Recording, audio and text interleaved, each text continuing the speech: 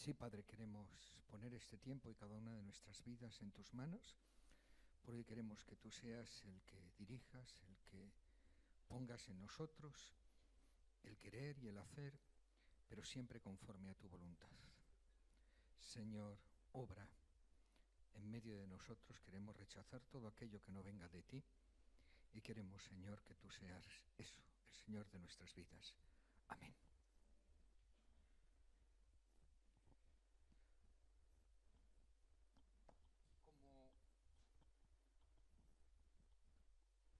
Como hemos dicho, esto no sale.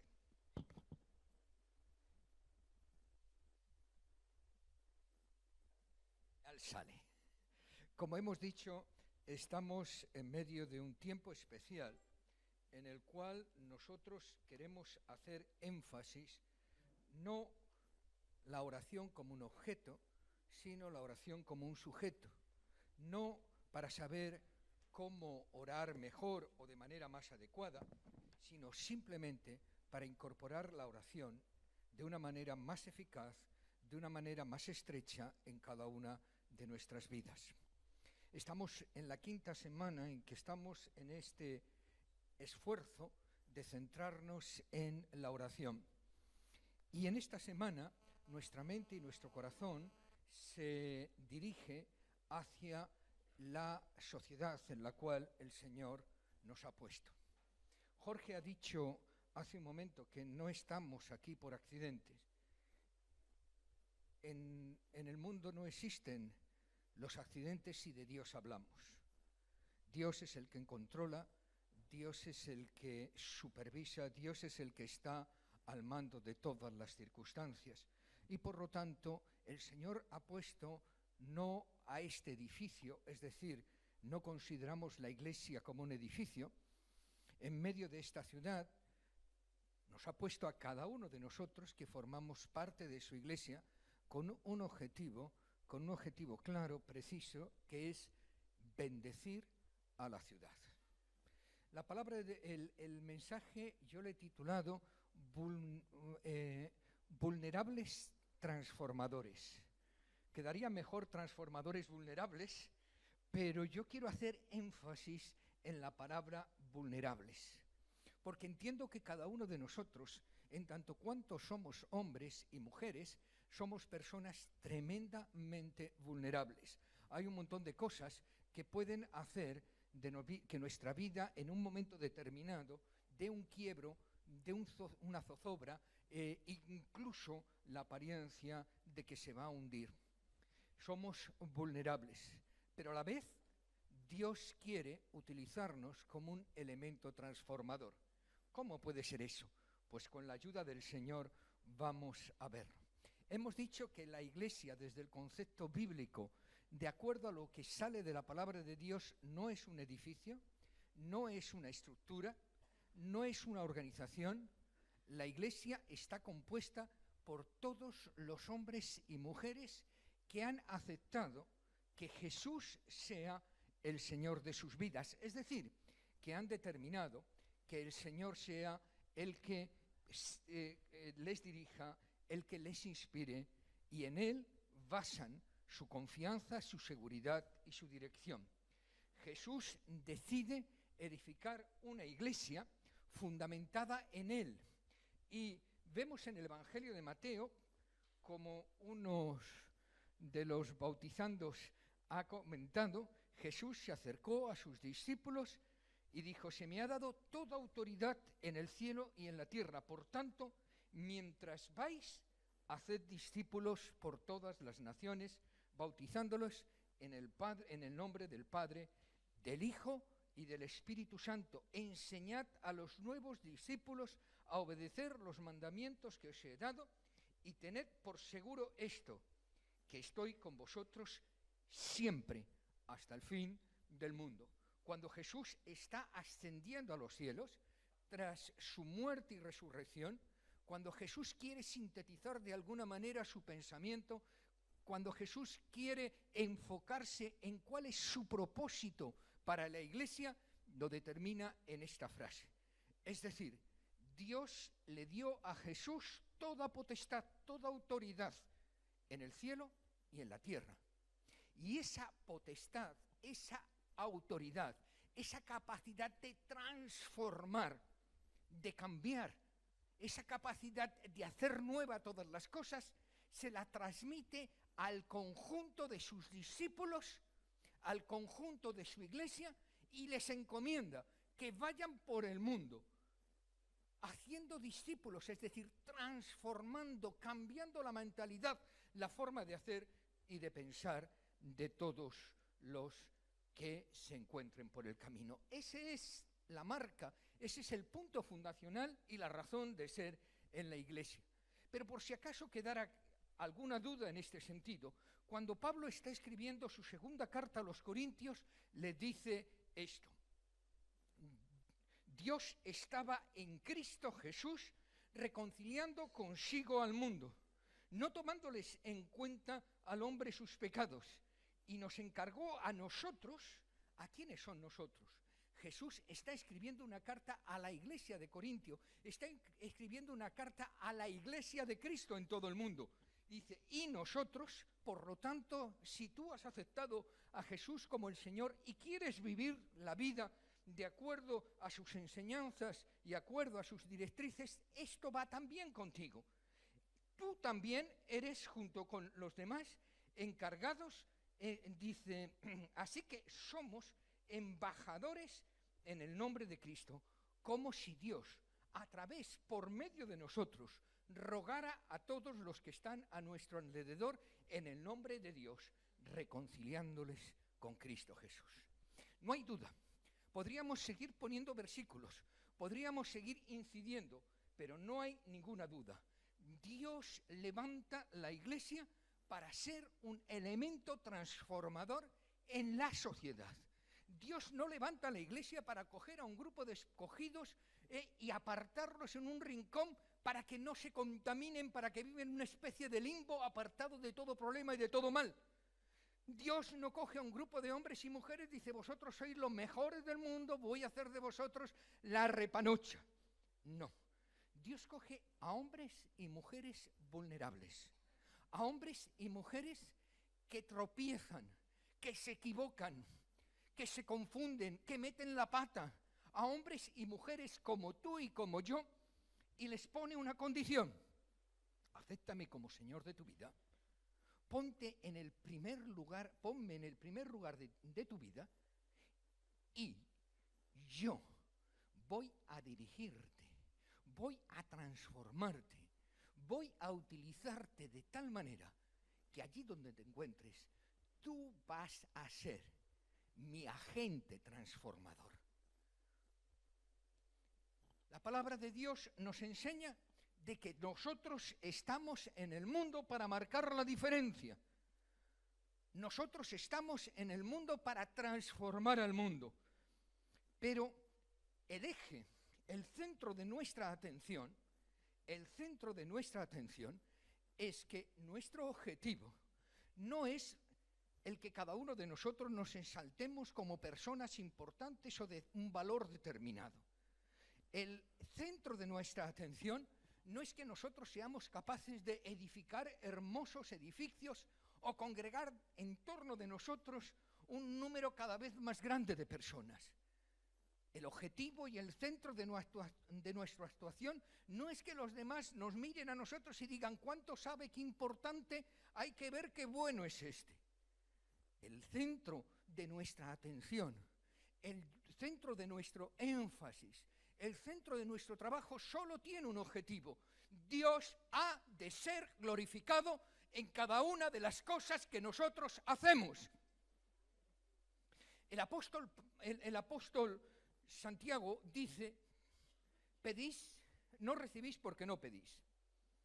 Y pedís y no recibís porque pedís mal.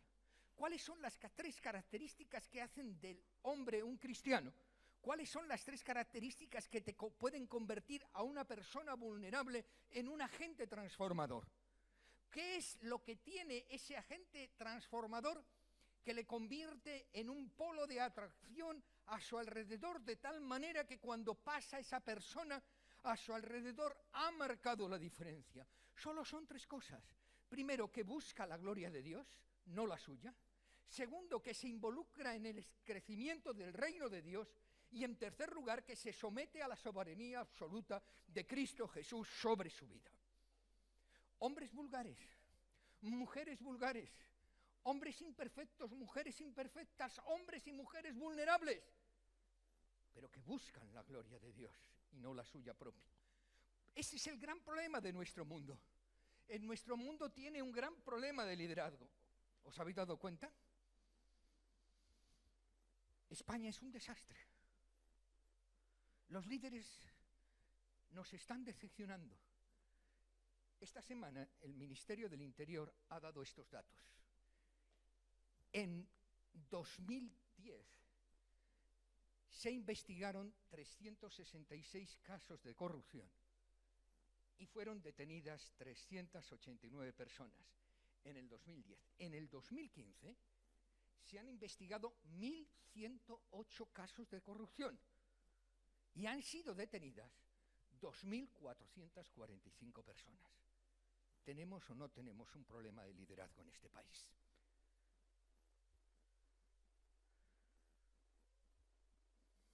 En esos 5 años se han detenido 8.321 personas en 4.091 casos de corrupción. Y el problema no es ese, el problema es que cada semana aparecen más. Ahora, ¿qué es lo que ocurre? ¿Por qué? ¿Es que somos especialmente malos los españoles? ¿Es que tenemos un estigma que no tienen los anglosajones? No. Tenemos unos principios en este país equivocados. Tenemos un concepto de liderazgo equivocado. Tenemos un concepto que no se ajusta a los parámetros de Dios. Estamos equivocando eso. Es decir, hemos cambiado el deseo de servir que emana de la palabra de Dios, que debe de tener todo auténtico líder, por la búsqueda de los privilegios particulares. Hemos confundido en nuestra sociedad el deseo de entregarnos a los demás y lo hemos confundido con el deseo de utilizar a los demás para cumplir mis objetivos y para llenar mi bolsa. Por eso, la palabra de Dios hoy es determinante, porque no va a cambiar esta sociedad, no va a cambiar la sociedad en la cual nosotros estamos, si no cambian los valores, si no cambian la manera de pensar de la gente, si la gente no se enfoca en la dirección y en el objetivo correcto. Como dice el refrán, no tendremos más que perros diferentes, pero con el mismo collar. La palabra de Dios nos enseña en 2 pasajes cuáles son los valores del reino y cómo aplicarlos, sobre qué se fundamenta el cristianismo y cómo llevarlo a la realidad. El primero de ellos lo encontramos en el Evangelio de Mateo. Dice: entonces se acercó la madre de los hijos del Zebedeo con sus hijos, postrándose delante de él y le pidió algo. Y le dijo: ¿qué deseas?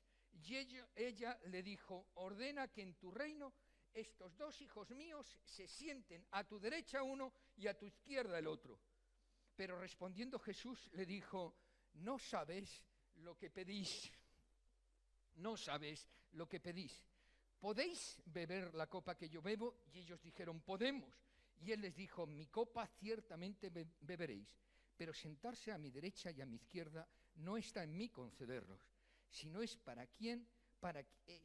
que es para quien ha sido preparado por el Padre. Al oír esto, los 10 se indignaron contra los hermanos.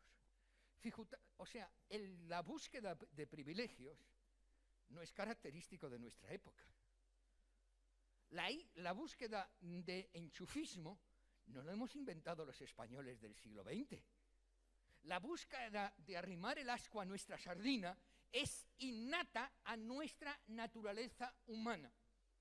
E incluso vemos aquí, en el círculo íntimo de nuestro Señor Jesucristo, en hombres que llegaron a ser de una gran y tremenda categoría espiritual y moral, como Juan y su hermano, que están buscando un enchufe. No hay de otra forma. Y además lo están buscando de manera descarada. O sea, la madre de ellos no coge, le pone a Jesús aparte y le dice, oye, vente aquí, te voy a decir un secretito al oído, ¿eh? Cuando venga tu reino, primer ministro uno y segundo ministro el otro. No, delante de todos, delante del resto, tiene la desfachatez de decir, oye, como somos parientes, como somos de la misma familia, por lo tanto, cuando vengas en tu reino, uno a tu derecha y otro, y a los demás que les parto un rayo, porque yendo yo caliente, ríase la gente. No es algo que está inventando en este siglo, y como no es algo que está inventado en este siglo, como no es algo característico del español del siglo XX, ni del hispanoamericano del siglo XX, ni del latino del siglo XX, porque está innato en nuestros genes de seres humanos, porque ya estaban. Incluso los apóstoles del Señor Jesús, la única manera de cambiar eso es que se produzca en nuestra sociedad lo mismo que se produjo en Juan y Jacobo, que se cambió su escala de valores. Ellos piden privilegios y Jesús les contesta de una manera sorprendente. Ellos piden estar en el lugar de prominencia y Jesús les dice de manera sorprendente. O sea, fíjate que le dice, bueno, ¿podéis beber la copa que yo bebo? Y ellos dicen, sí, podemos. No sabían lo que pedían. Ellos cuando Jesús le dice esto, ¿queréis beber la copa que yo bebo? Ellos se pensaban en una copa de oro, con vino de, diríamos, Ribera del Duero, de cosecha del 86, aderezada con un buen jamón de jabugo. Estaban pensando en privilegios, estaban pensando en estatus, estaban pensando en estar por encima de los demás. Pero cuando Jesús está hablando de podéis beber la copa que yo bebo, estaba pensando en sufrimiento, estaba pensando en derramamiento de sangre, estaba pensando en cruz, estaban pensando en lucha espiritual agónica en el monte de los olivos. Dos mentalidades diferentes. Unos querían posición. Jesús estaba mostrándole un servicio que transcurre por medio de la entrega de la propia vida. Pero aún así, el Señor, que ya sabe, que ve las cosas desde una perspectiva más amplia, que no se enfoca en lo particular ni en el momento específico, sino que es capaz de ver toda nuestra vida como si fuera un presente continuo, dice, es verdad, a pesar de vosotros, lo vais a beber. Vais a beber mi copa. Santiago murió martirizado, como Cristo. Juan vivió muchos años, pero perseguido, y terminó el resto de sus días ya como un hombre de más de 90 años en la isla de Pasmos, desterrado. Vais a beber mi copa, pero no os va a gustar. No es la que vosotros queréis.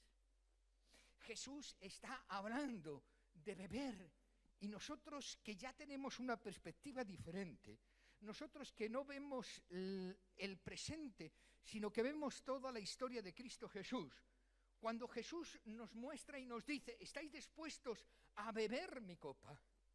¿Estáis dispuestos a seguir mi camino? Nosotros sabemos que ese camino lleva sacrificio, entrega y servicio. Sabemos que ese sacrificio conlleva el poner a los demás por delante de ti mismo. Ese sacrificio significa en renunciar a tus derechos para apoyar el derecho de los demás. Significa ocupar un segundo lugar para que el que esté a tu lado sea ensalzado. Juan el Bautista, que es descrito por nuestro Señor Jesucristo como el hombre más grande que ha habido y el que habrá, y eso ya tiene que ser una buena categoría. Su principio es, es conveniente que yo mengüe para que Él crezca. Es conveniente que yo dé un paso atrás para que Dios sea glorificado. Dios quiere utilizarte a ti y a mí, a cada uno de nosotros, a cada uno de los que estamos aquí, incluso a los que no están, para convertirnos en elementos transformadores de la sociedad. Es verdad que cualquiera de nosotros puede decir, bueno, si yo, ¿qué voy a hacer yo? Nos entra un arrebato de humildad y decimos, yo soy un ningundi, yo no puedo hacer nada. Yo tengo menos porvenir que Bartimeo antes del milagro. ¿Cómo voy a cambiar el mundo? Jesús cambió el mundo hasta el punto de que hay un antes y un después de Cristo con ese grupo de hombres y mujeres tan vulnerables, tan insignificantes, tan frágiles como tú y como yo. Pero ellos tuvieron que aprender lo que significaba entrega sacrificial. Entrega sacrificial. Nosotros estamos en medio de esta sociedad. Dios nos ha puesto en esta sociedad y nos ha encargado nada más y nada menos la encomienda de transformarla. Ahora, ¿cómo lo vamos a transformar? ¿Cómo vamos a transformar nuestra sociedad? En primer lugar, diferenciando entre bendiciones y ventajas. La palabra de Dios nos enseña lo siguiente. Y no permitáis que nadie os llame maestro, porque vosotros tenéis un solo maestro, el Mesías. El más importante entre vosotros debe de ser el sirviente de los demás. Pero aquellos que se exaltan a sí mismos serán humillados, pero los que se humillan serán exaltados.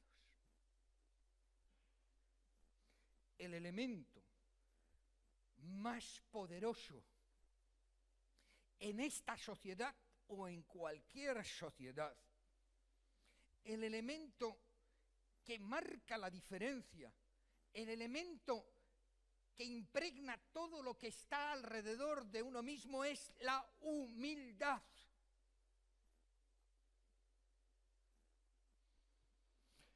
Ante un hombre y una mujer humilde, su entorno es transformado. Gandhi era un hombre humilde. Teresa de Calcuta era una mujer humilde. Martin Luther King era un hombre humilde.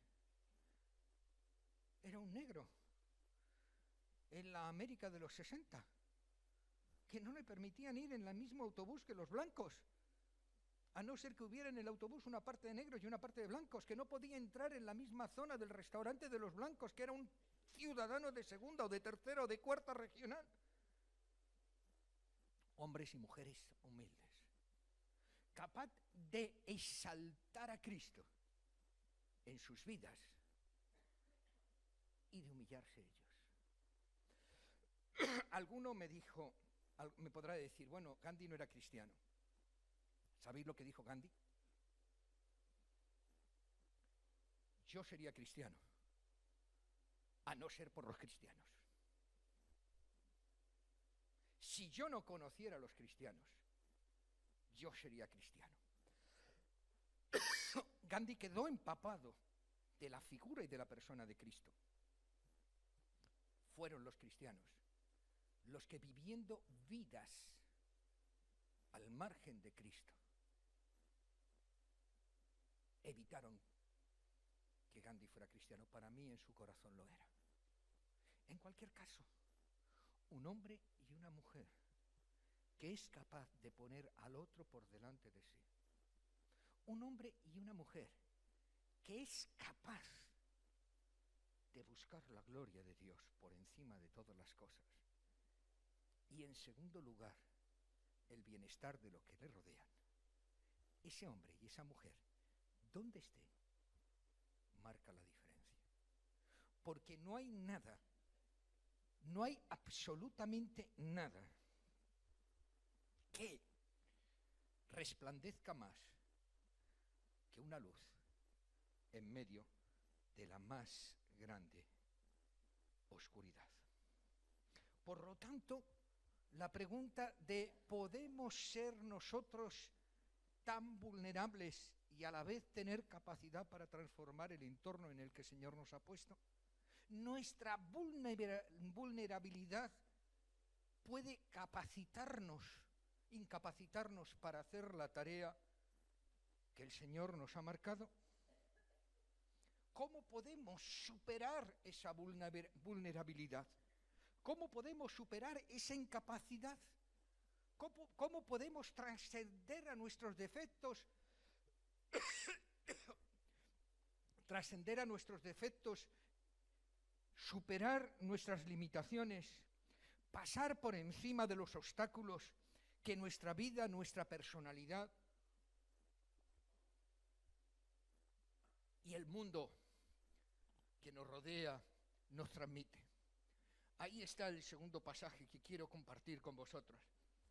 Es un pasaje que conocemos, es un pasaje tremendamente conocido. Se celebra a la orilla del mar de Galilea. En ella Jesús toma a Pedro. Pedro estaba hecho unos zorros. ¿Os acordáis? 3 días antes, 4 días antes, cenando, cuando Jesús dice que él va a morir, entonces dice, tú me vas a morir, yo voy a estar contigo. No, tú me vas a negar, yo negarte a ti, antes muerto. Ni siquiera dio tiempo a amanecer para que él le negara 3 veces. ¿Os imagináis cómo tendría que estar Pedro? Pues como hemos estado nosotros, cada vez que han fallado nuestras expectativas. Como estamos nosotros, cada vez que nos sentimos derrotados, incapaces, cuando creíamos que nos podíamos comer el mundo de 3 bocados y al final no nos hemos comido ni una rosca. Cuando nos damos de bruces con nuestra incapacidad, con nuestras limitaciones, con nuestra vulnerabilidad, entonces, así se encontraba Pedro. Jesús, qué maravilloso es Jesús, ¿verdad? Si yo hubiera estado en el lugar de Jesús, hubiera dicho, ¿qué, Pedro? Con que no me ibas a abandonar, con que ibas a morir a mi lado y te faltaban piernas para correr. Jesús no le dijo eso. El pasaje nos dice, y yo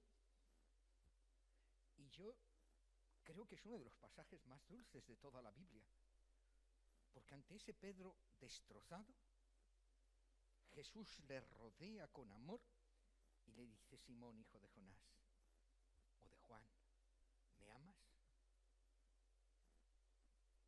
Yo me imagino la escena como Pedro sin ser capaz ni siquiera de levantar sus ojos.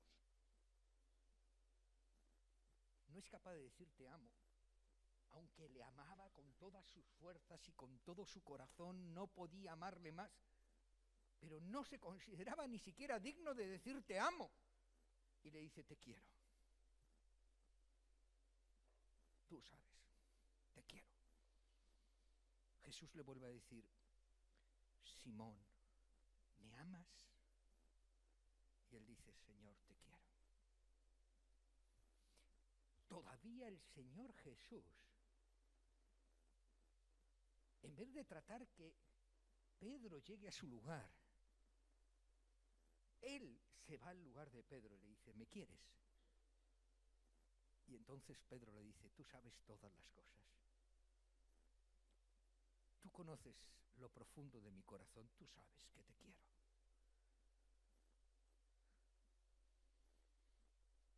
La forma de trascender a nuestra humanidad, a nuestra vulnerabilidad, a nuestra imperfección, a nuestra incapacidad, a nuestros defectos, no es otra que el amor. El amor supera cualquier dificultad. El amor supera cualquier circunstancia. El amor supera cualquier limitación. El Señor Jesús no quiere que yo le respete, no quiere que yo le ponga en un altar, no quiere que yo me arrodille delante de Él o que haga genuflexiones, quiere que le ame. Y quiere que le ame como Él me ama a mí. Porque sabe que en esa relación de profundo amor yo me voy a equivocar. Incluso le voy a negar. Incluso voy a tropezar 300.000 veces en la misma piedra. Pero ese amor me va a dar fuerzas, me va a levantar. Y como Pedro, me da la energía y la seguridad de seguir adelante. No se trata de que nosotros nos presentemos ante el mundo como personas perfectas. Eso sería incorrecto. No sería correcto. Pedro era tremendamente imperfecto. Lo he dicho muchas veces, lo diré un montón de veces más. Lo más grande de la Biblia es que los héroes no nos presenta como personas perfectas que están allí en un pedestal. Son hombres y mujeres con sus defectos, con sus equivocaciones, algunas de ellas gordísimas, pero con una característica: tú eres mi Señor.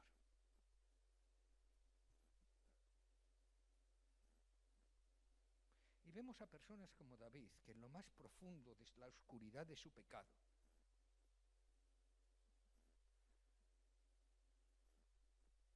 se postra delante de Dios y dice: Señor, crea en mí un espíritu nuevo. Lávame, límpiame.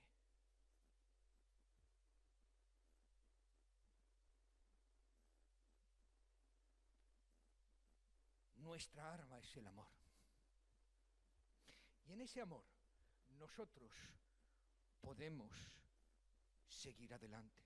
La respuesta de Jesús ante la actitud de Pedro es: apacienta mis corderos.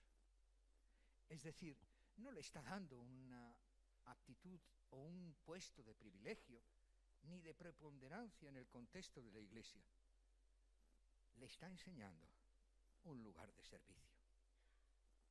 La imagen que Jesús da de sus siervos no es el sacerdote que en aquella época iba con sus túnicas especiales, con sus vestimentas especiales, por encima del bien y el mal. La figura que Jesús muestra es la del pastor. ¿Y sabéis que en la época de Jesús el pastor era concebido por la sociedad como un hombre o una mujer impura?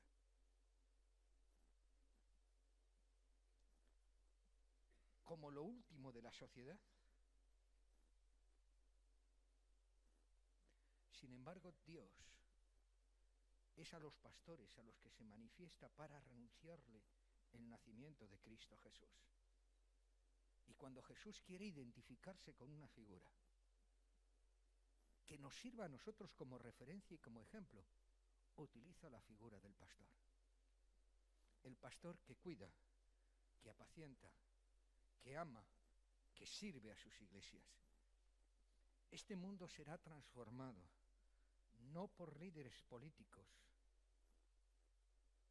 o sociales o económicos, sino por hombres y mujeres que amen a Dios y asuman el compromiso de aplicar los valores del reino en donde quiera que ellos estén.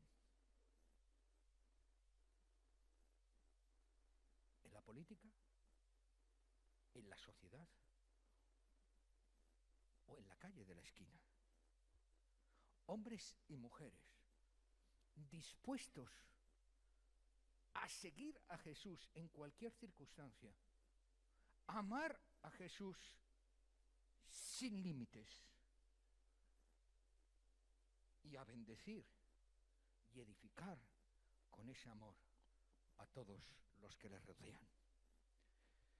En Mateo capítulo 23 se nos presenta una sociedad y un liderazgo en los tiempos de Jesús tremendamente parecido al nuestro. Los escribas y los fariseos y los doctores de la ley y los miembros del Sanedrín eran autoridades inconsecuentes que utilizaban su posición en beneficio propio, exactamente igual que hoy.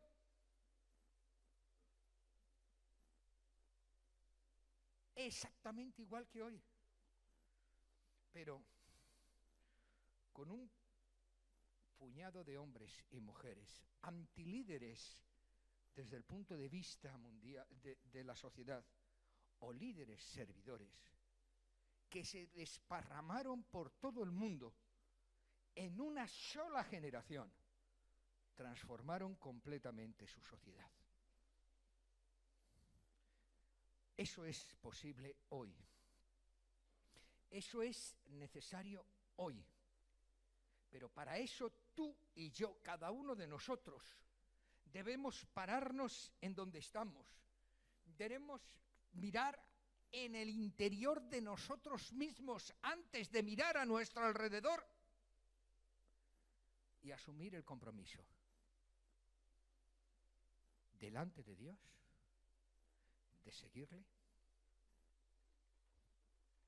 de buscar su gloria, de involucrarnos en el crecimiento de su reino, es decir, en personas y mujeres que le acepten como Señor, y en tercer lugar, y no menos importante, siempre, en todo momento, en toda circunstancia, bajo su señoría.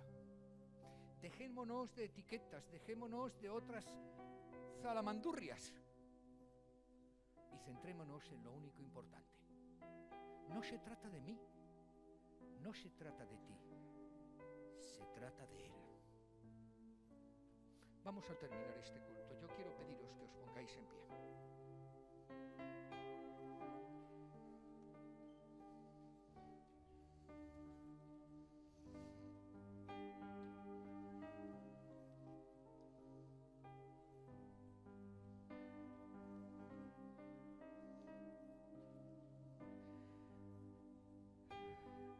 Señor, queremos escudriñar, queremos analizar, queremos ver tu palabra, porque queremos hacer de ella nuestra guía. Queremos hacer de ella aquel elemento que determine el cómo, el cuándo y el dónde de nuestras actitudes. Señor, queremos que tú seas glorificado en nuestras vidas, para que nosotros podamos ser instrumentos tuyos de bendición a los que nos rodean. Queremos, Señor, que tú seas exaltado a través de cada uno de nosotros, que rendidos a ti, queremos no ser otra cosa que espejos que transmitan tu amor y tu misericordia. Dirígenos y guíanos. Amén. Quiero pedirte que si has tomado una decisión, si necesitas